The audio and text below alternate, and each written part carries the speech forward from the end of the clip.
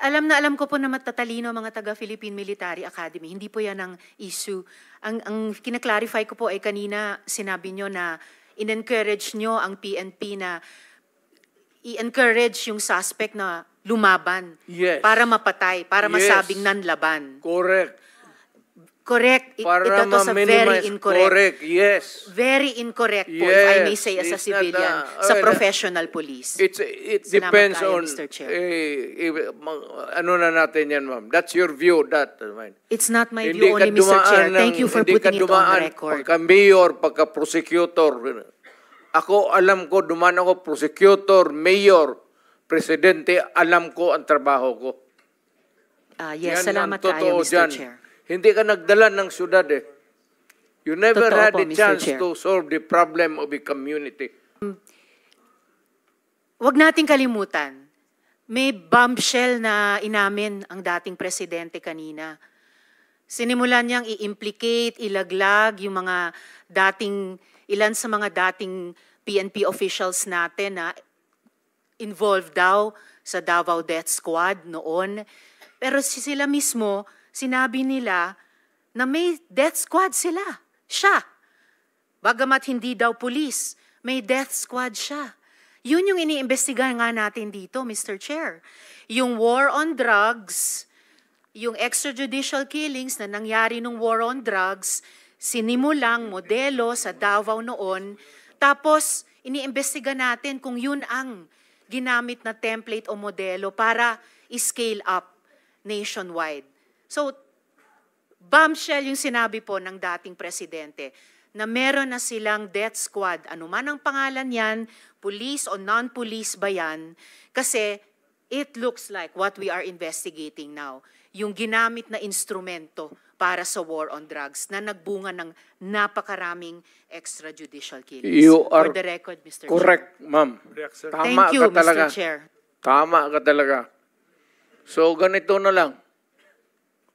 Huwag na lang yung pulis. Kawawa yan, wala yung sa Davao experience, Davao, ako. Imbestigahan niya ako. Set a date for an investigation para sa akin. Ako ang imbestigahan ninyo.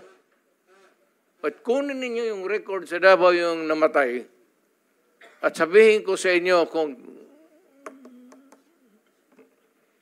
wala akong taguin.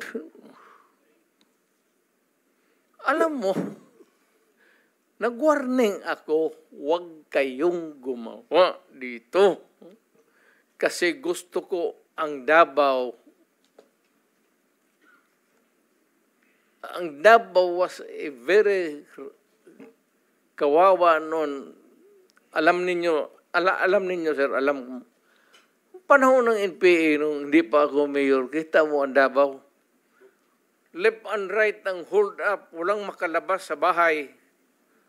Pati mga pulis takot. Kasi nandyan yung mga NPA, pinapatay sila. Kaya sinabi ko, nag-agyat ako sa bukid, nung na-mayor ako, sabi ko, ayaw ko ng away sa inyo.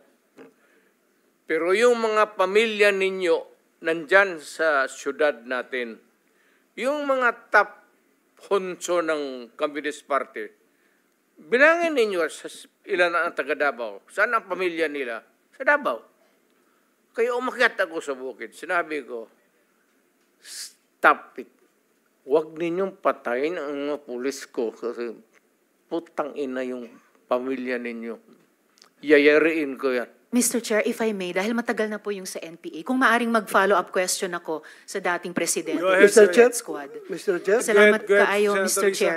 Kanina sinabi nyo there were 7 people dun sa inyong self-described death squad. Ano po yung mga pangalan nila at paki-describe yung structure ng organization na sinet up nyo, yung death squad na iyon? Yung death squad ko? Ang death squad ko, ma'am, is, of course, it is organized.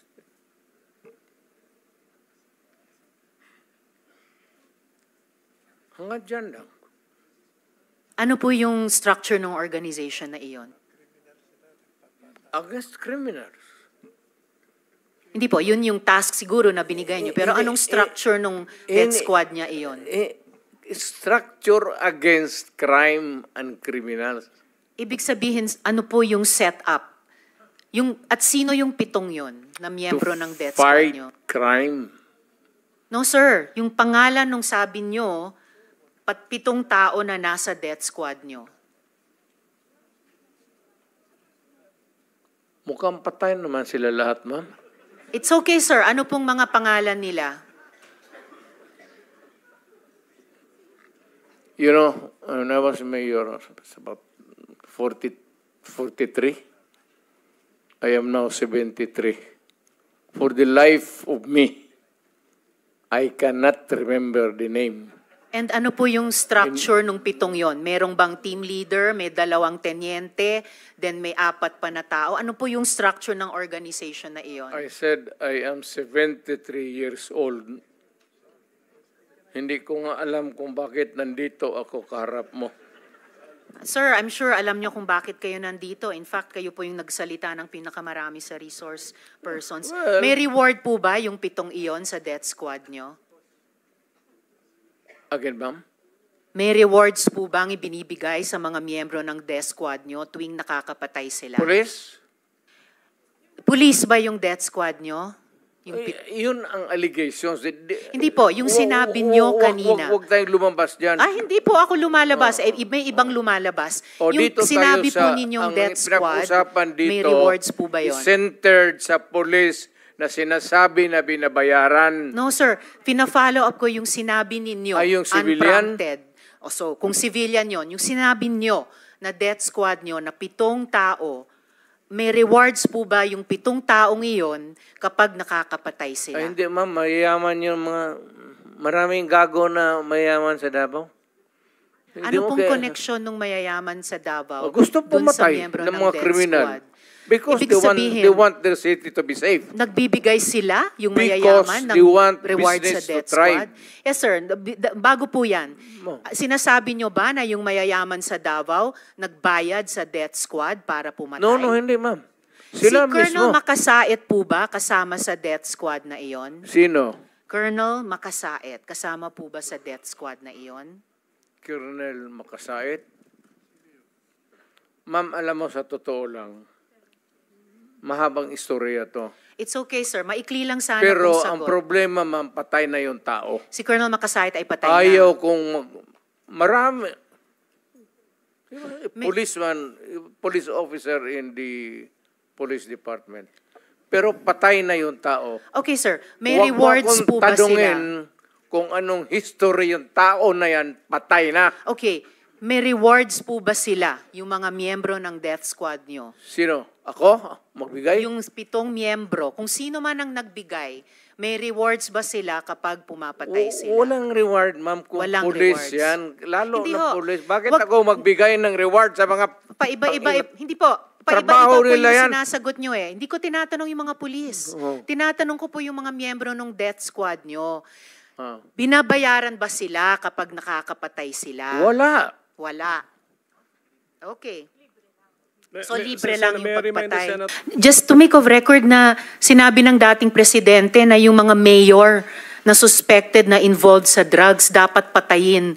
That is not an acceptable statement ng isang naging presidente tungkol sa mga naging kasama niyang nagtatrabaho sa gobyerno ng mga mayors.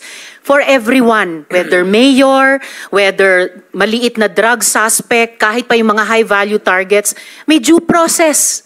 And the president of all dapat ang nag-uphold niyan. So unacceptable po sabihin na ang mga mayor na drug suspect ay dapat patayin. For the record, Mr. Okay, Chair. ma'am. Ganito yan.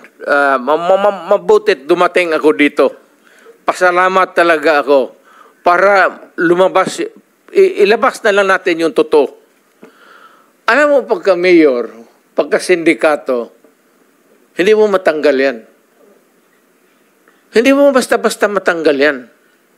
And they are there, so many stories abound. Hindi na ako kailangan magbigay ng example sa inyo. Dito sa Maynila, mga mayors, pera.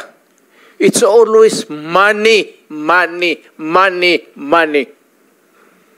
Kaya pagka nandyan, either they are in cahoots with the law enforcers or yung ibang mayor takot.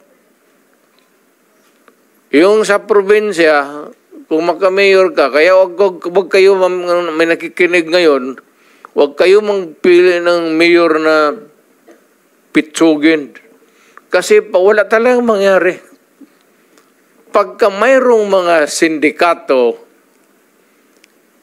ex-policemen, ex-soldiers na may baril, tapos takot kang mamatay, walang mangyari sa siyudad mo. You have to, maraming problema na nakatago, ma'am, na hindi natin nakikita. Nasa undercurrent yan. Hindi natin nakikita yan. Sino po ba yung mga yon? Hindi, all over. Mayors. All over. Hindi ko masabi. Just for the record again, Mr. Chair, and with thanks to Senator Villanueva, unacceptable na sabihin ng isang dating presidente or kung sinabi ninyo noon nung presidente kayo na ang sino mang suspect, maliit man, malaki, mayor, na suspect sa drugs ay dapat patayin kasi may due process po.